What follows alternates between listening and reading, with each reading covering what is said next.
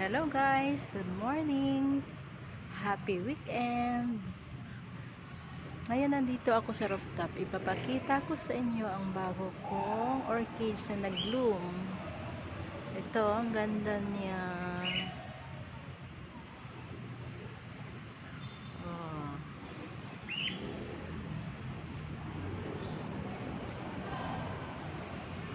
Makita na ang kagandahan niya kahit hindi pa siya nakabuka lahat.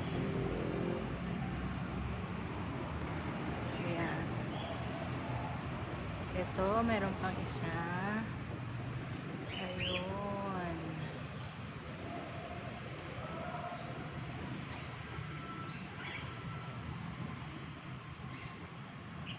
Ang ganda nito.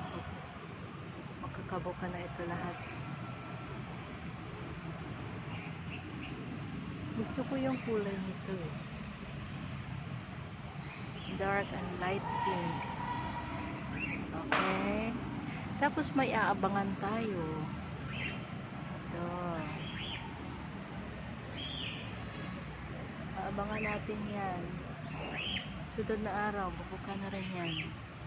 Tapos ipapakita ko sa inyo itong update ng mga flower orchids na i-post ko last week. Maganda pa rin siya.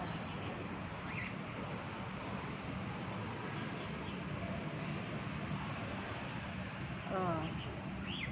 Ito si Red. Maliit na rin. Maliit lang yan, no? Ganyan lang yan kaliit. Isang paso ito. Pero hindi ko hinihiwa-hiwalay.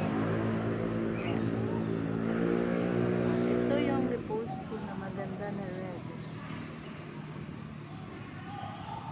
Ayan. O, tingnan nyo. Isang paso sa tatlo. Pero apat ito na puno. Isang puno pala pero tatlong anak. Namumulaklak na rin. Okay. Ito, update ito. Oh, buo pa rin siya.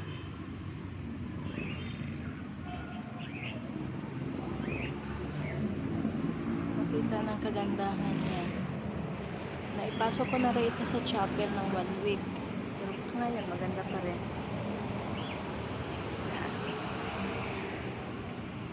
Ito ang favorite kong gina-post na gustong gusto ko. Ngayon maganda pa rin, oh.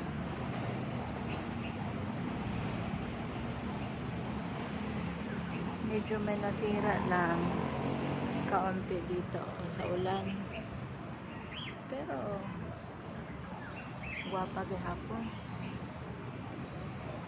Ito naman yung orange flower. Nag-post ko last day. Yan.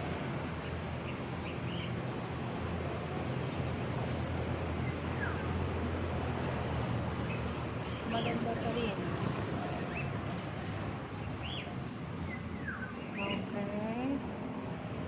Tapos, ito ang i-post ko kahapon.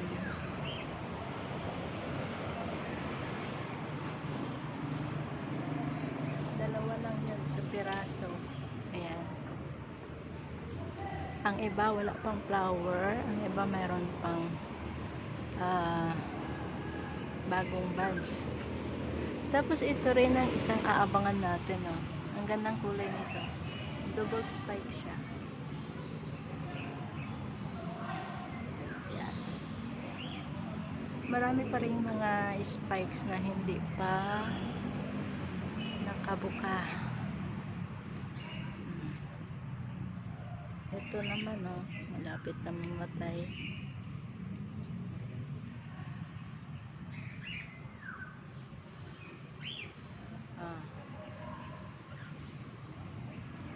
Ayun ang aking munting garden.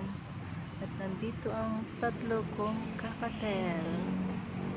Ito yung nag-iingay habang ako nag-video. Naging music ko na rin sila. Ayan. Okay guys, bye bye. Thank you for watching.